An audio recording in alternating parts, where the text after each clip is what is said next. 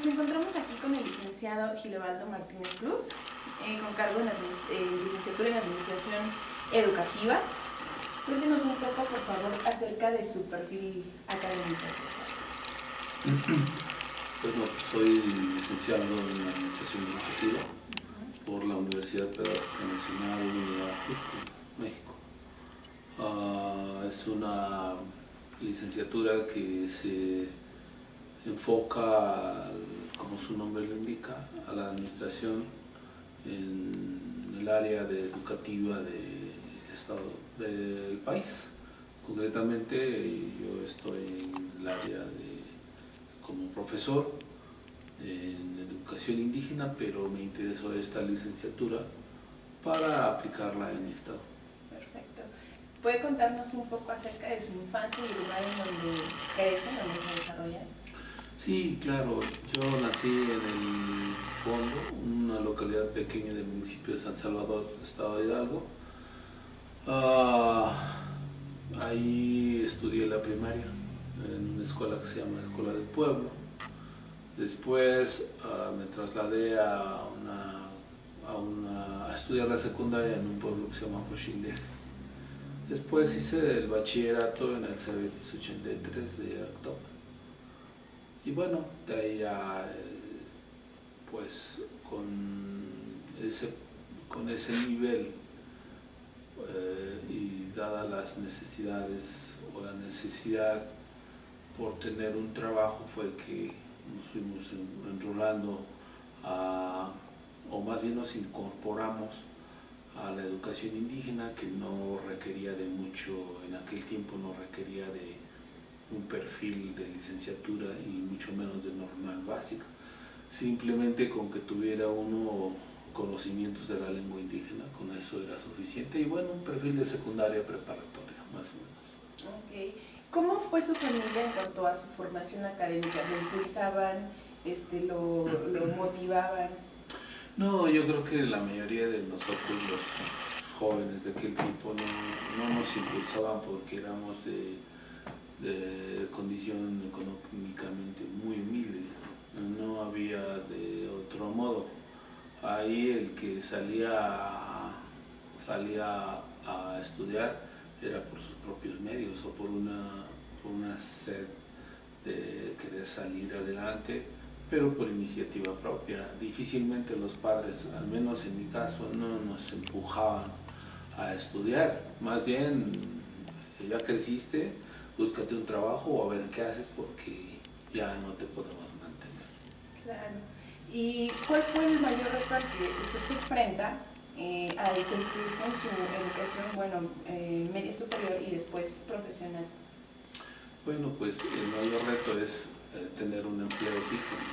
Yo creo que la mayoría de los muchachos de aquel tiempo nos interesaba tener un empleo fijo. De hecho, yo no me quería quedar ahí como bachiller, yo quería estudiar ingeniería industrial en aquel tiempo. Y de hecho logré ingresar al Tecnológico de Pachuca, pero por cuestiones económicas yo no me pude desarrollar ahí, así que dejé eso y busqué un empleo. Primero en la refinería de Tula como obrero general, ayudante de operador. Después, por unos meses después, me enrolé como promotor comunitario en CONAFE, que eso fue más o menos en el año de 1981. Eso sería en mi caso. Y bueno, ¿por qué se inclina por la licenciatura en Administración Educativa? ¿Por necesidad también? Sí, bueno, yo ya estando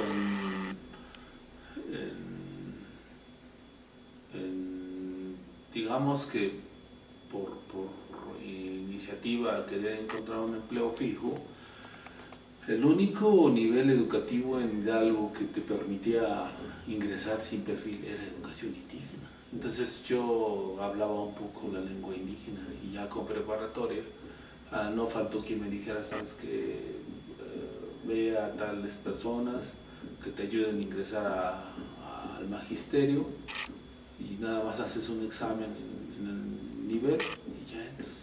Fue así como yo entré a laborar como profesor de educación indígena, sin un perfil propiamente dicho, pero sí con esa necesidad, por necesidad fue que nos enrolamos a ser profesores de educación indígena. Entonces, pues ya estando ahí, uno va adquiriendo ya la formación, es decir, no se puede quedar uno, es decir, más bien sí se puede quedar uno, pero uno tiene esa idea de que pues hay que ascender, hay que prepararse, y entonces ya en el desarrollo del trabajo, de la cuestión laboral, es que uno dice, bueno, pues entonces, ¿qué voy a hacer? Voy a estudiar. Y fue así como yo elegí estudiar la licenciatura de Administración Educativa. De hecho, la mayoría de nosotros, los docentes de educación indígena, deberíamos estudiar la licenciatura de educación indígena, por lo menos en el Ajusco, ¿no? Allá en México. Dado que a las sedes de aquí del estado de Hidalgo ninguna ofrecía educación indígena y mucho menos administración educativa. Entonces, como fuimos becados a estudiar en México, pues cada quien fue escogiendo su licenciatura. La gran mayoría, el 99% de los becados como docentes de educación indígena iban a estudiar la licenciatura de educación indígena. Yo fui así como que la oveja negra y dije, no, yo no quiero estudiar la educación indígena. Ya soy maestro de educación indígena, quiero aprender a administrar la educación indígena en mi estado, ¿no? Fue así como estudié la licenciatura en Administración Educativa en la Universidad Pedagógica de la Ajusco, en la Ciudad de México. Claro. ¿Y usted cree que la capacidad de enseñar, o en este caso también de administrar, se adquiere o se nace con ella? No, es necesario prepararse. Uno tiene nociones. La gran mayoría de los administradores educativos en el estado o en los niveles son ascendidos por escalafón. Es decir, un maestro asciende a director por escalafón, porque tiene ese oficio, porque tiene perfil, más no porque sepa cómo administrar la educación. Así un supervisor y un jefe de sector, incluyendo un jefe de departamento a nivel estatal. Nadie tiene el perfil, nadie, sino que van ascendiendo, son profesores, luego son directores, luego son supervisores, luego son jefes de sector y luego ya llegan a ser jefes de departamento. Pero nadie tiene la formación. Entonces, yo creo que no es innato.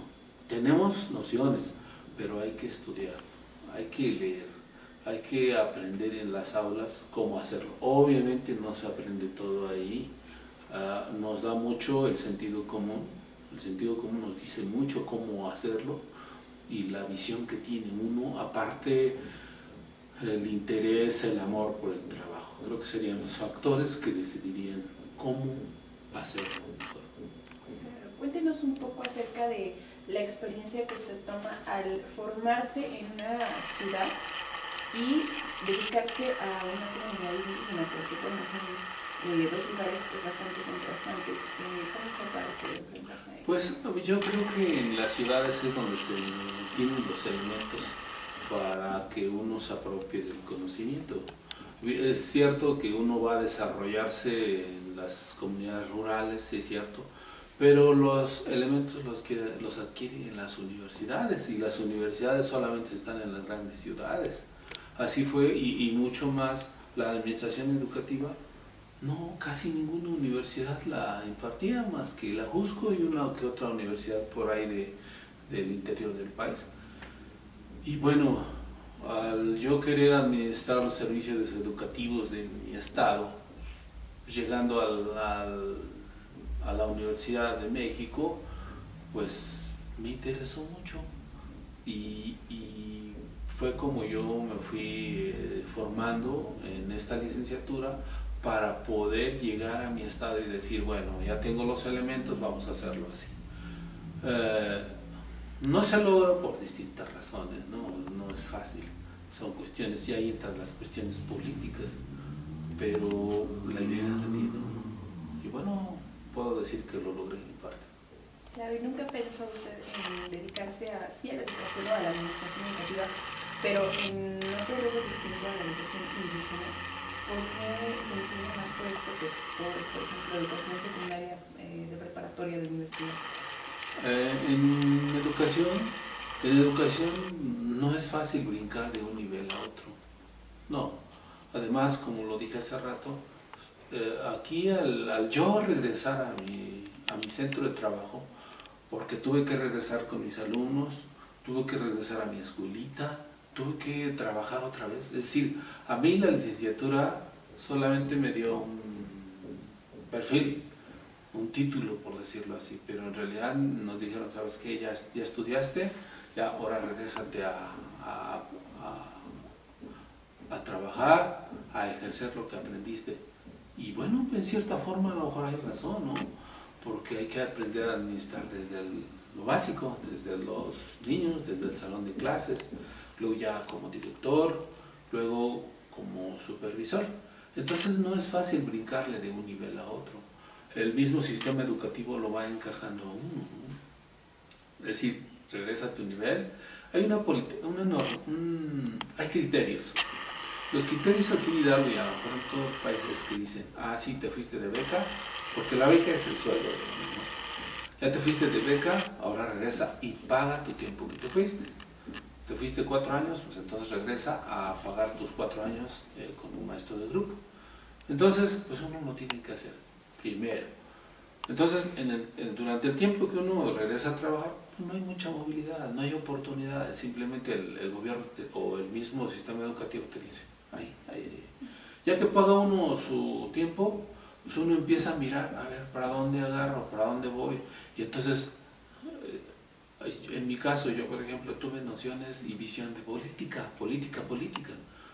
Dije, no, esto no voy a conseguir nada siendo un maestro que se queda ahí pasivo, no, tengo que abrirme campo.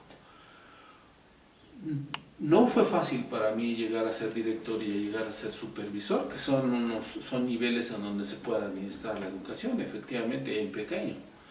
No fue fácil y mucho más difícil fue brincar de nivel, por ejemplo, de primaria a secundaria, a nivel medio superior, preparatoria. No, es difícil, no hay modo.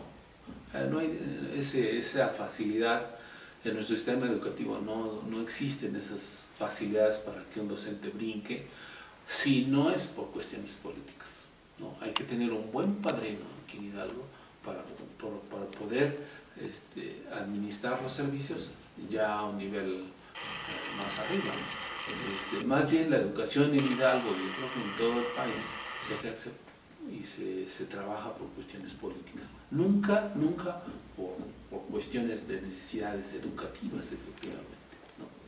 Claro. ¿Y qué reto representa en primera instancia llevar la educación indígena a las comunidades, bueno, la educación en general a las comunidades indígenas y mucho más aún poder administrarla? ¿Cuál es el reto que esto representa, considerando que pues son comunidades en donde pues se padecen algunas carencias, ya sea que, bueno, a los pequeños pues los mandan a trabajar desde temprana edad? Entonces, para usted, ¿cuál sería el reto que representa? Bueno, es complicado. El reto de llevar la educación indígena a las comunidades indígenas implica muchas cosas. De entrada, tener ese interés, ese amor, ese cariño por querer enseñarle a los niños. Y si es una comunidad monolingüe indígena, donde nada más hablan el náhuatl o el ñañú, que son las lenguas indígenas de nuestro estado, pues por tantito, ¿no? ¿Cómo les transmites o cómo los haces que aprendan los niños si no hablan el español? Pero se supone que tú hablas la lengua indígena, entonces ese sería el reto que implica que los alumnos te entiendan en las dos lenguas. Por eso dice que es una educación indígena, bilingüe, y ya no es bilingüe, es intercultural. Entonces, pero bueno, hay muchos factores. Ahora los retos son enormes. Ahora, si observamos las estadísticas, la educación indígena tiende a bajar en todo el estado y ya por no decir en todo el país. Son factores y los retos es que el maestro de educación indígena se enfrente y luche verdaderamente porque el niño aprenda, pero no solamente que aprenda, sino que mantengan su lengua. Y aquí hay algunas contradicciones en las que el gobierno ha incurrido, con programas educativos anteriores en donde se mandaba a los maestros a castellanizar. La palabra castellanizar quiere decir que los maestros tenían que enseñarle a los niños a hablar y aprender en español, no en su lengua. Eso fue un choque enorme, porque los niños ni aprendían y en cambio sí iban rechazando su lengua, ¿no? Esa es la principal razón de la pérdida de la educación indígena en todo el estado. Va disminuyendo. Ahora ya son poco las comunidades que lo hablan en su totalidad. La gran mayoría tiende ahora a hablar español y van dejando su lengua indígena. Entonces, para nosotros el reto o la idea es que un maestro, primero, que hable la lengua indígena. Segundo, que vaya a un lugar donde hable la lengua indígena. Porque no tiene caso que yo mande a un maestro que hable la lengua indígena a una comunidad donde ya no lo habla. Es una contradicción. Y entonces el gobierno o la SEP dice, ah, no, pero es que yo te estoy mandando allá para que ahora tú enseñes la lengua indígena. Los papás ya no quieren, los niños ya no. Ah, no, a mi hijo enséñele inglés, ya no le enseñe lengua indígena. No, son contradicciones con las que el docente ya no puede luchar. Tal vez suene un poco pesimista, pero es la realidad de nuestro país, de nuestro estado. Nos comentaba hace un momento que llegan a haber incluso padres de familia que les piden que ya no enseñen a los niños la lengua indígena. ¿Usted qué respondía? Porque, bueno, al usted tener el rol de supervisor dentro de toda esta jerarquía con respecto a este tipo de educación, ¿cuál fue su respuesta ante esta petición por parte de los padres de familia? Bueno, de entrada yo tenía reuniones en donde a los directores les pedía que capacitaran a los maestros para responder este tipo de preguntas, porque efectivamente son preguntas muy frecuentes, muy recurrentes en los padres de familia, ¿no? Los padres dicen, no, yo ya no quiero que aprenda la lengua indígena a mi niño, ni le enséñenle mejor el inglés, ¿no? Porque cuando vayan a pedir trabajo o salgan porque mi hijo ya no va a estudiar, nada más la primaria y secundaria tal vez, y se va al norte, por ejemplo, en muchos de los casos. Entonces yo les decía a los directores también que háblenle a los maestros y díganle que les respondan hacia los papás. Bueno, no tienen ningún problema, no hay ningún inconveniente. Es bueno que sepa tres lenguas, que sepa español, que sepa un poquito inglés, pero que tampoco se olvide de sus raíces. Entonces los papás medio que ya toleraban eso, ¿no? Sí tienen razón. Antes, precisamente para eso se celebran las reuniones de padres de familia, para hacerlos conscientes de que era necesario recuperar un poco las raíces que se estaban perdiendo, ¿no? ¿Por qué razón? Bueno, porque es una cuestión de historia, una cuestión histórica, una cuestión de identidad, primero estatal y después nacional, ¿no? En nuestro país existen 62 lenguas que están ahí, que tienen toda la estructura de lenguas indígenas y que pues no quieren que se pierdan. Y bueno, a nosotros nos corresponde un poco a preservarlas, aunque no lo hemos logrado, pero sí nos toca eso. Es nuestra misión, en teoría. En teoría. Bueno, de alguna manera el desarrollo que usted tuvo dentro de su familia, porque nos comentaba que usted conocía un poco acerca de las lenguas de la comunidad del Bondo. ¿Esto influyó para que usted tuviera ese amor por el aprendizaje de las lenguas en específico? Sí, yo creo que sí. Mi mamá lo hablaba, mi papá lo hablaba, mis abuelos lo hablaban. De hecho, creo que nosotros somos la última generación que lo hablamos. Con el paso del tiempo, bueno, al menos yo me di cuenta que era una lengua que se hablaba en las comunidades de donde yo soy originario, y que no solamente ahí, sino en varias partes del estado. aunque yo no tenía la visión de que había que preservarlas, con la adquisición de la plaza como profesor y al haber llegado a una comunidad en donde no hablaban para nada el español, me di cuenta que era necesario llevar allá el conocimiento, ¿no? Llevarle a los niños el conocimiento nacional, los conocimientos básicos, y que sí, efectivamente, si hacemos el comparativo en cómo crecí yo en un ambiente donde mis abuelos lo hablaban, y llegar a otra comunidad en donde los niños no lo hablaban, bueno, hay mucha similitud, efectivamente. Había que darle atención a esos niños, había que hacer que aprendieran los conocimientos para que se pudieran defender un poco en la vida, en el mejor de los casos, o en el peor de los casos, o que siguieran estudiando y que pudieran ser a varios de ellos profesionistas. ¿Usted aceptaría preservar estas lenguas nuevas que usted llega a conocer para, de una manera extraescolar? Usted, bueno, por lo que nos comentaba hace un momento y por lo que pudimos investigar acerca de su biografía, usted ya se jubiló hace algunos meses, si no me equivoco. ¿Usted lo podría impartir como por gusto, ya no por cuestiones laborales, sino usted lo podría impartir a otras generaciones por gusto, por amor a nuestras raíces, por ejemplo? Sí, encantado, yo creo que sí. De hecho, hay lugares, por ejemplo, Izmiquilpan, que tienen una academia y tienen profesores que imparten la lengua indígena, efectivamente.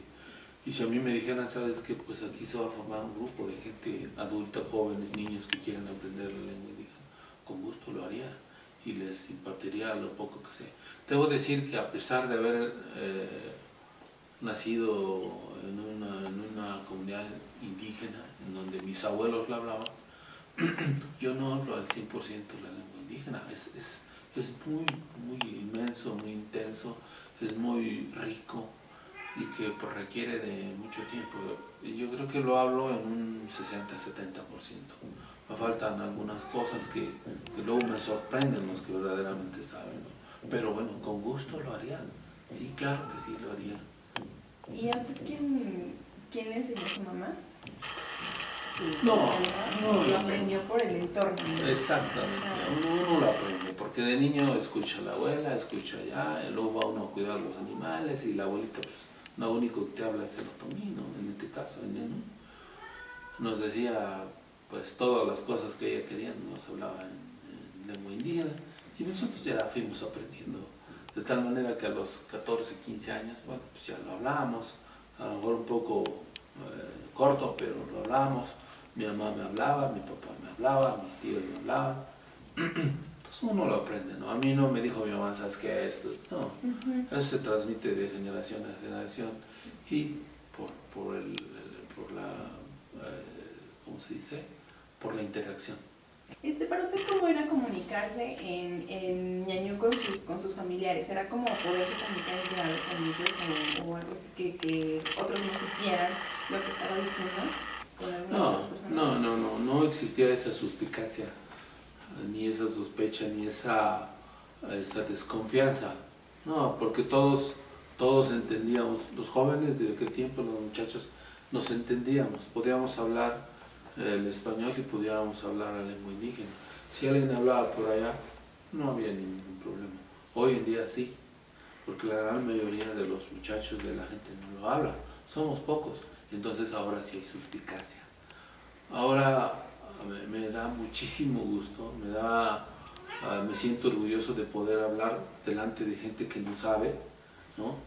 Y incluso se enojan conmigo porque ya habla en español, no entendemos lo que estás diciendo. Bueno, es la ventaja, que podemos nosotros hablar en las dos lenguas. Y nos gusta, yo cada que puedo lo hablo con mis hermanos, porque algunos lo hablan, con mi papá, con algunos compañeros de trabajo, ex compañeros, pero bueno, pues es ya un poco más difícil, porque no hay con quién hablarlo, ¿no? Pero no, ahora sí genera cierta desconfianza, pero antes no, antes era muy, muy normal. Claro.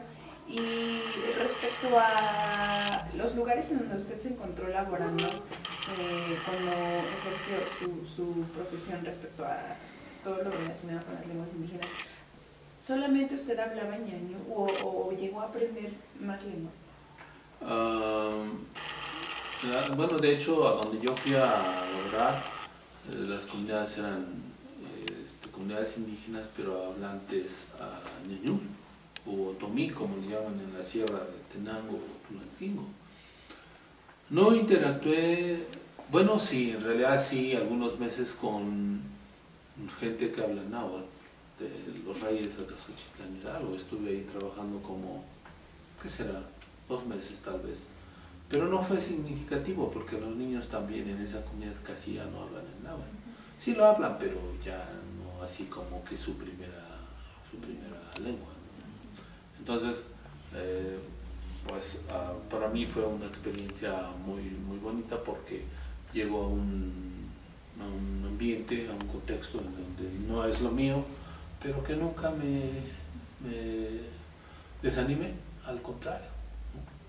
Porque precisamente por lo mismo, porque ya no hablaba completamente, ¿no? Bájate de ahí. Eso lo voy a cortar, ¿no? Bájate, oye. Eso es todo. Ok, ¿ya? ¿Listo?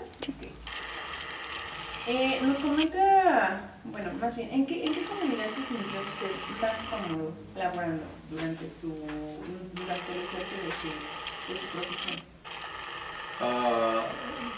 No entiendo cuando me preguntan cómodo. La profesión de maestro rural indígena me parece que nunca fue un lugar, o nunca fue muy lugares de confort.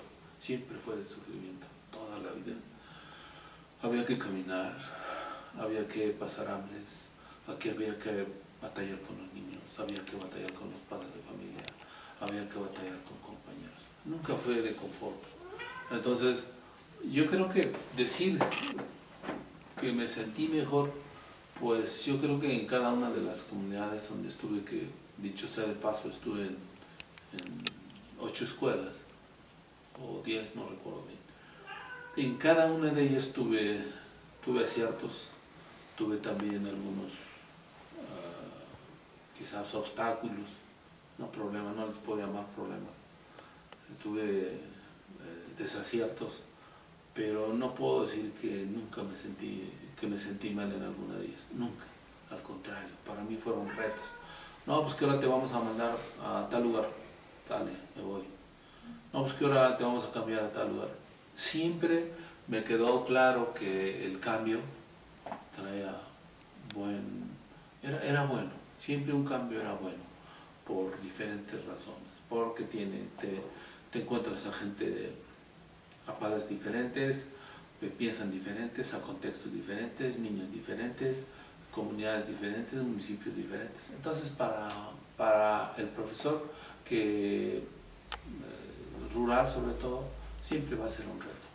Obviamente hay gente que no quiere irse, ¿no? Hay maestros que dicen, no, es que yo allá no me voy. Bueno, tienen sus razones. Claro. Pero yo me sentí muy bien en todas las comunidades.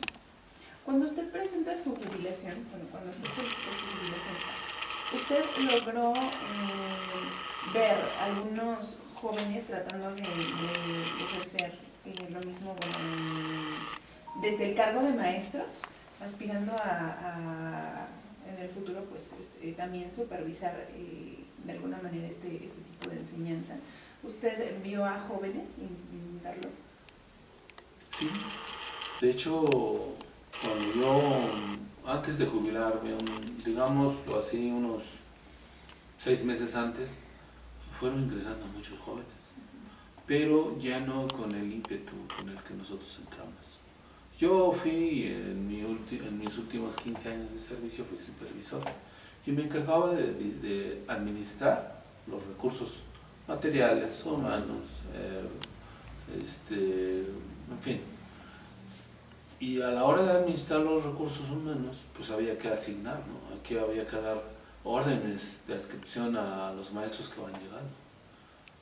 Y con los que uno se enfrenta, no se da uno de topes porque dice uno, ah, caray, viene un chico que no sabe hablar la lengua indígena. A querer enseñar educación indígena. Ajá. Viene un chico que no quiere irse a tal comunidad. Viene un chico que le gusta tomar, por ejemplo, con problemas, ya traen problemas, ciertos vicios podríamos decir.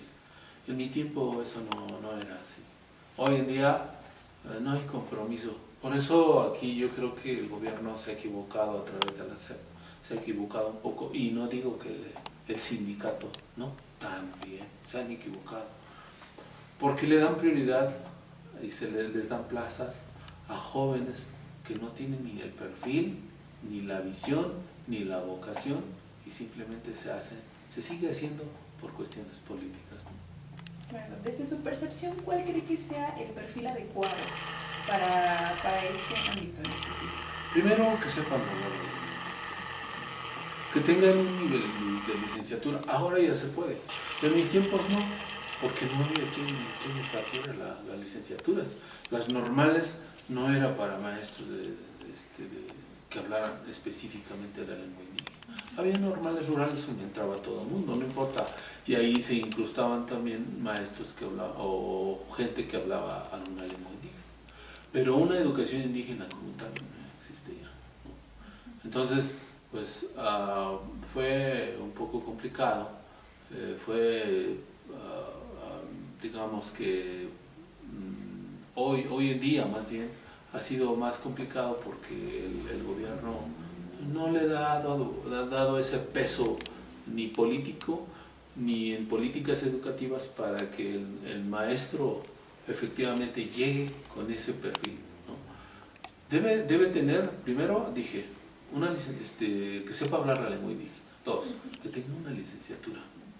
Y en este caso, pues la UPN es la formadora de docentes en todo el estado. Hay 10 sedes en el estado, así que no hay problema, no hay problema para que puedan estudiar. Y la tercera, que tengan ese interés, porque hay muchachos que llegan y no tienen el interés, porque su papá lo sigue manteniendo, porque ya llegan con un carro, o sea, no tienen necesidad económica. Y bueno, no digo que sea un nivel educativo en donde la necesidad económica sea prioritario, no, pero sí que vayan con hambre de enseñar, no la hay en los jóvenes.